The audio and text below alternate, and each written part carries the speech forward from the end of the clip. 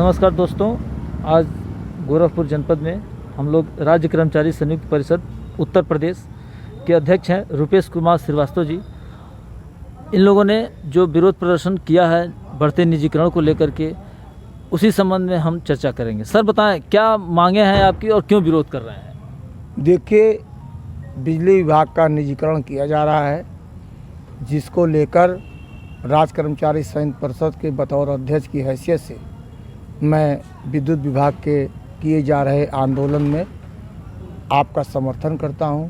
आज शहीद भगत सिंह के जन्मदिन के अवसर पर आज मशाल जुलूस हमारे साथियों ने निकाला है और मैं समर्थन के साथ ही साथ इस सरकार से कहना चाहता हूं कि निजीकरण आपको बंद करना होगा। निजीकरण किसी के भलाई के लिए नहीं है, इससे जनता परेशान होगी। ये दुर्भाग्यपूर्ण नहीं है कि जिस सरकार ने कहा था कि देश नहीं बिकने दूंगा, वो एक एक करके देश के सरकारी संस्थानों को बेचती हुई चली जा रही है? बहुत बड़ा दुर्भाग्य है। क्या दृष्टिकोण है इस पे आपका?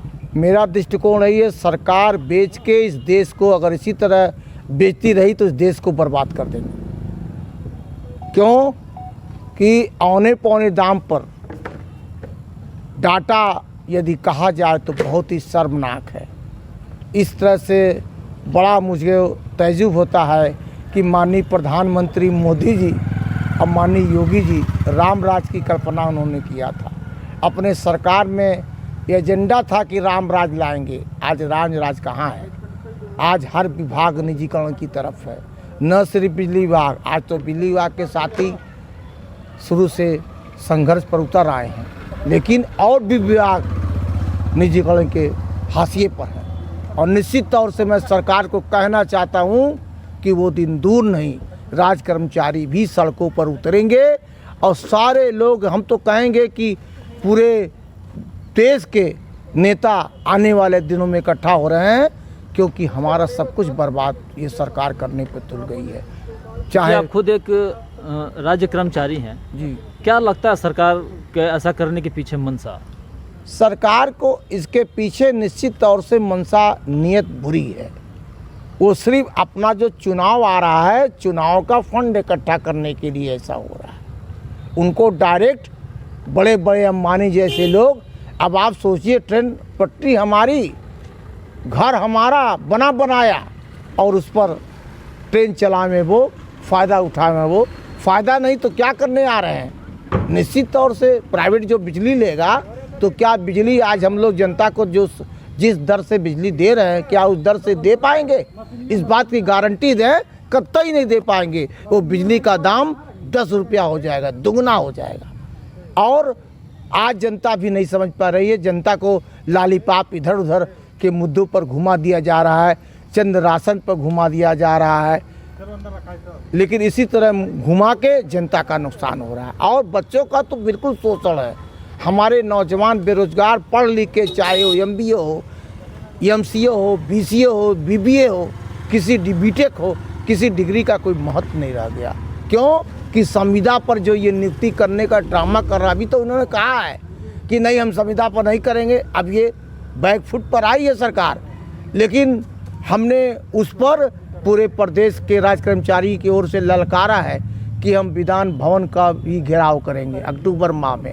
ये सरकार को नोटिस जा चुकी है कि अक्टूबर माह में विधानसभा घेरेंगे। यदि सरकार के कान में जू नहीं रहेगा, उसमें निजीकरण का भी मुद्दा है। क्योंकि ये क्या हो रहा है भाई, हमारे पूर्वजों ने देश को बनाने के लिए, नौजवानों को रोजी देने के लिए ये विभागों का निर्माण किया। आज जो दशा चल रही है, सारे विभागों को बेच दोगे तो हमारे बच्चे कहाँ जाएंगे? आप प्राइवेट जॉब की बात करते हैं, आज प्राइवेट रोजगार की समीक्षा करिए, सब आप पाएंगे कि जो रोजगार है वो डाउन हो गया है। जिस रोजगार की जो कमाई 20 रुपया थी, आज जो कमाई उदाहरण के तौर पर 5 रुपया है। यानी व्यापारी भी, बिजनेसमैन भी, सभी लोग परेशान हैं। कर्मचारी भी परेशान हैं क्योंकि उसकी सारी सुविधा छीन ली गई। DA तक, पेंशनर तो DA के सहारे रहते हैं बेचारी, महंगाई भत्ता ही राहत देता है, वो भी बंद कर दिया, तमाम भत्ते को छीन लिया। ये तो सीधे सीधे सरासर सरकार की डकैती है। अब माननीय मुख्यमंत्री योगी आदित्यनाथ जी ने खुद पत्र लिखा था जब ये सांसद थे, यकीन नहीं मानिएगा, हम योगी आदित्यनाथ जी संघर्ष करते थे। मेरे साथ कई बार वो संघर्ष किया, हमारे साथियों के साथ बैठे हैं और उन्होंने खुद पत्र लिखते थे कि नहीं पुरानी पेंशन बहाल होनी चाहिए, नई पेंशन ये खतरे की घंटी है, गारंटेड पेंशन नहीं है। लेकिन वो सब भूल गए। लिखित इसी मोबाइल में लिखित उनका पेपर है जिन्होंने सरकार को उस समय के मुख्यमंत्री और प्रधानमंत्री माननीय मनमोहन सिंह को लिखा था। ये रहे रुपेश सर जिन्होंने एक पीड़ा बयान की है कि राज्य कर्मचारी किस तरीके की समस्याएं अभी झेल रहे हैं और भविष्य में भी कई तरह की चुनौतियों को झेलेंगे। सरकार इस पर जल्द से जल्द संज्ञान लेकर के और ठोस कदम उठाए ताकि इनकी पीड़ा को दूर किया जा सके। धन्यवाद।